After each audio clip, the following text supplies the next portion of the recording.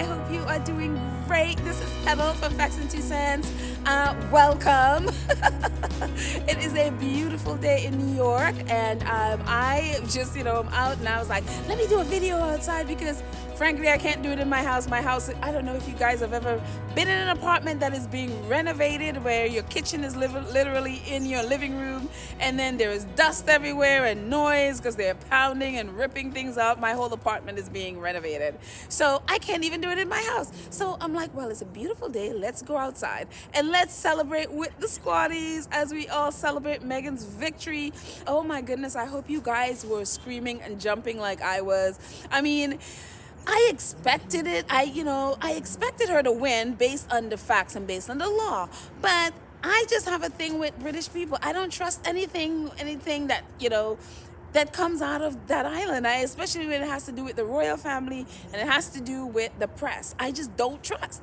So honestly, I kind of didn't trust the judges that they would do the right thing, but I am so glad that, to see that there are people in England who are not corrupted by the press, not corrupted by the royal family or any of that stuff, that they simply just go according to the law. And I was just really happy. So it kind of, helped me to trust some British people again. But thank you, judges, for doing the right thing. But anyways, I've been so excited. I hope you guys are. I know I posted in our community page. And then I got crazy and didn't even get a chance to really go back in and sort of like chat about it. But I am celebrating. I know Meghan, and I'm sure Meghan and her team, online, Jenny Offio was celebrating. Mandana Dayani was celebrating, who is Meghan and Harry Hyatt. I think she's going to do the podcast and stuff like that for their company. And, the Shillings team, another lawyer from the Shillings team, again, they were all online. They posted Meghan's response.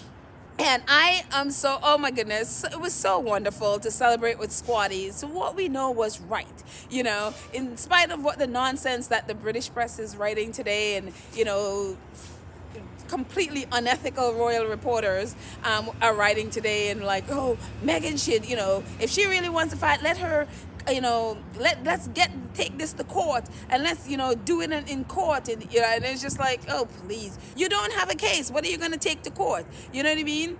And so, but I am just really excited about that. I'm excited to see that justice is served. And, the Daily Mail, I'm sure they're going to appeal again, which they always do. So I'm sure Meghan is prepared for that too.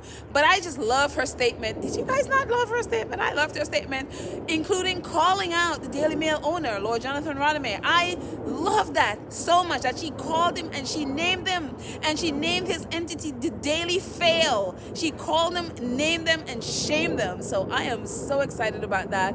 I am so excited about her courage and to do that. But I just wanted to be like, celebrate with you guys, like, yes, Meghan did it. And the thing about it, what is really important to understand about this case is Meghan isn't just fighting the Daily Mail. When you fight the press, especially with Meghan, it's not just against the Daily Mail. She is literally fighting the British press, the British press institution.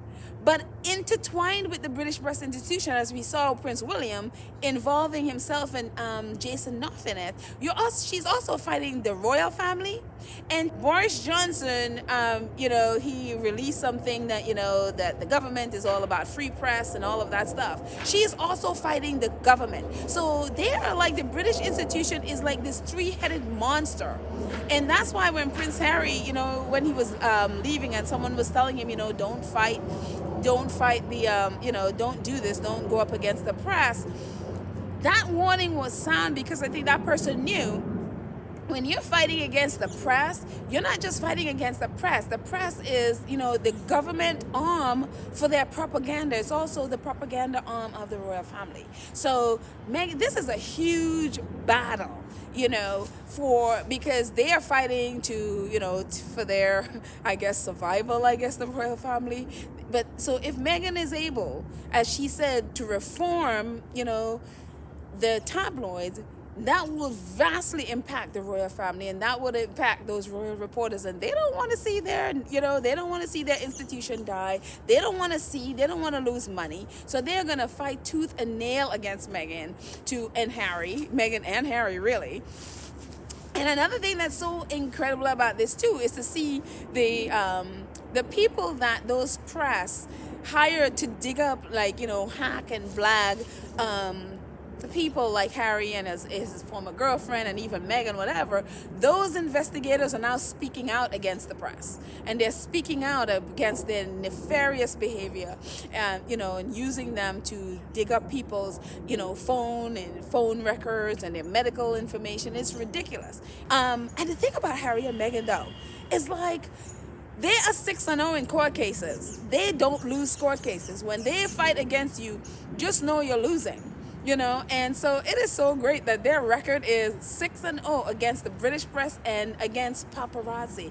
They don't lose court cases. Watching royal reporters like Robert Jobson and Chris Schiff and all those lying, unethical reporters, none of them have included the fact that Prince William is part of this. They even went as far as to say, the royal family. There's a report on the BBC where it's like, the royal family would be very happy to know that that Meghan has won this. Basically, it would be very uncomfortable for them because it would be Meghan in the stand against her father. Never including the fact that the royal family inserted themselves into this thing. Prince William especially, inserted himself into this case that has nothing to do with him, And I am so happy, even reading Meghans' statement, that she didn't include them. Prince William basically, as you know, released Jason Knopf from his NDA and released to the Daily Mail's lawyers Meghan's private emails and texts, inserting himself into a situation that it wasn't called for. And even the judges say, Jason Knopf's the information that he gave was of little use. It was no use, because finding freedom stuff has nothing to do with this. It has nothing to do with this copyright and privacy case. Finding freedom is just put there to muddy the waters. And again, when you look at it, their lawyers know that. And our lawyers know, or the Daily Mail lawyers know, that this had nothing, finding freedom has nothing to do with this privacy case. But of course, they want to muddy the water. And that's what they're doing. And again, this also too, because there was a discrepancy where Meghan did say, she didn't contribute to Scobie's book, Finding Freedom. And then in court, she did say, it did, from her emails, that her and Harry really, they knew about it. They talked to Jason Knopf about it. And then also Meghan provides some points that, basically to refresh Jason on, so that when he talked to Scobie, it is true she never personally spoke. Neither of them personally spoke to Carolyn and Omid. But she did provide those, and she apologized for not remembering at the time, because she didn't have those emails and texts to go back to, because they wiped her phone. The information that Jason Knopf, of course, you guys know that when Jason Knopf presented that information to the court, they edited the text. They didn't present the whole text and the whole email. So they edited in a way to make Meghan just look like a liar and an evil person who has just manipulated her dad.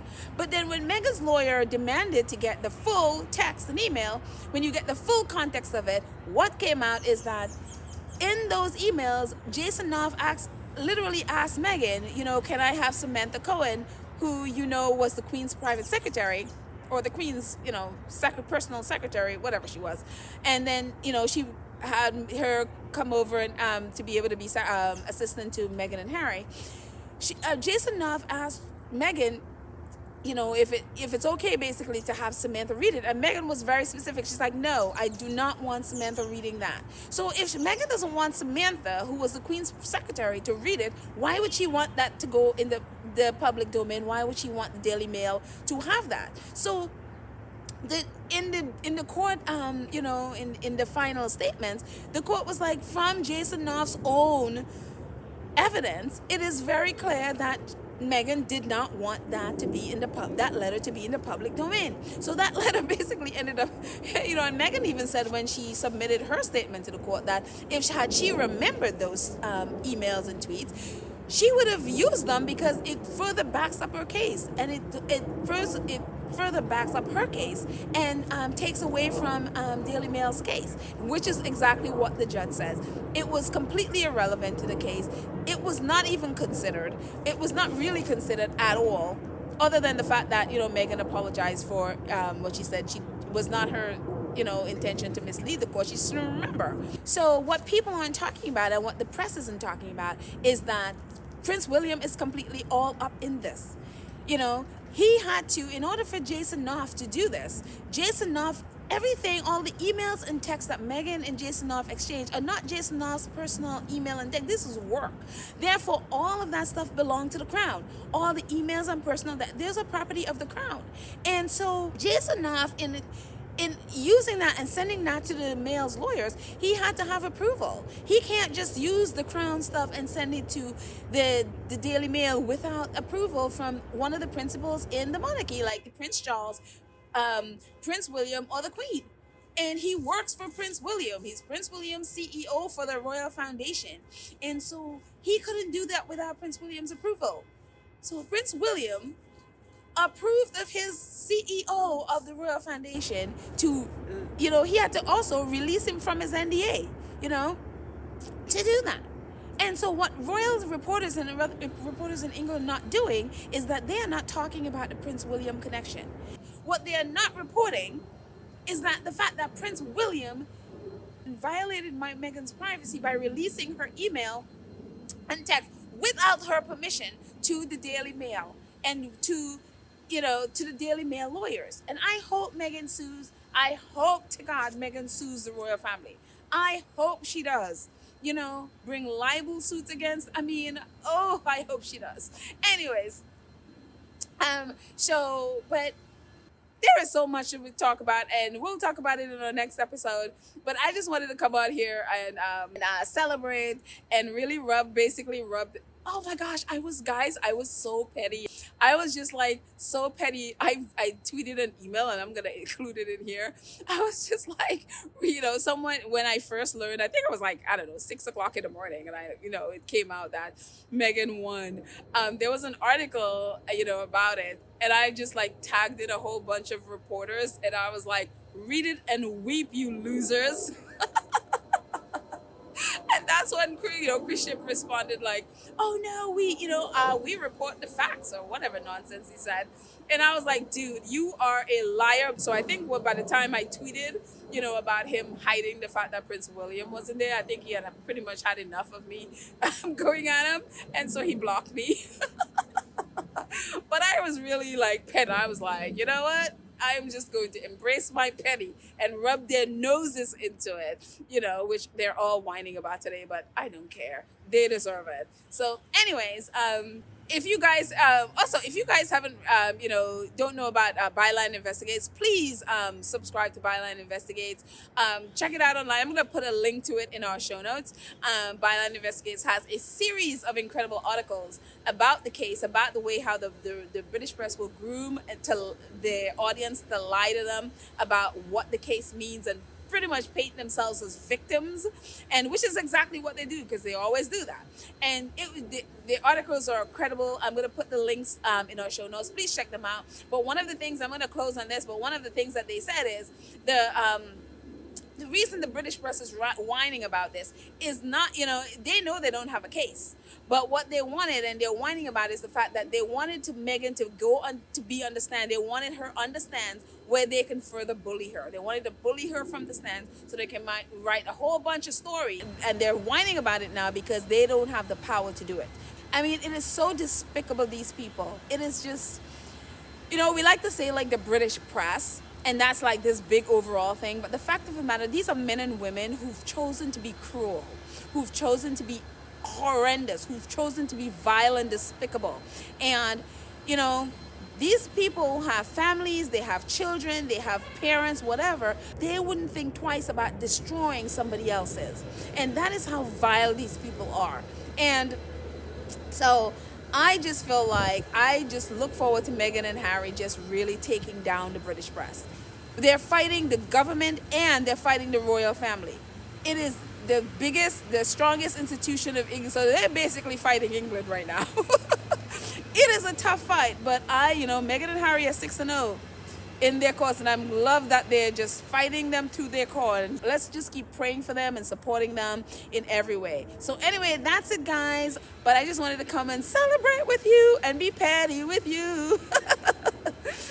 So hope you guys are all well. Again, this is Facts and 2 Cents. If you haven't noticed before, we are buying someone petty. We're only here for the Sussexes: Harry, Meghan, Archie, Baby Lily, Mama Doria, Poola Guy, and the chickens. That's it. We don't care about the rest. We are not interested in them. Only when we have to point stuff out, when we are forced to point stuff out about them, we are only here for the Sussexes. So anyways, I hope you guys are well, and it's getting dark. You know, you see a little bit of the Bronx behind me there. It's getting a little bit dark, and so I am getting out of here, and I hope you guys are well, and I will see you next time. Oh, by the way, if you like our content, please, right at the bottom of this video, you'll see a subscribe button. Please hit the subscribe button, hit the bell at the top so that you know when we so that you will know when we drop a video. So please don't forget, please subscribe to our channel, and I will see you guys next time.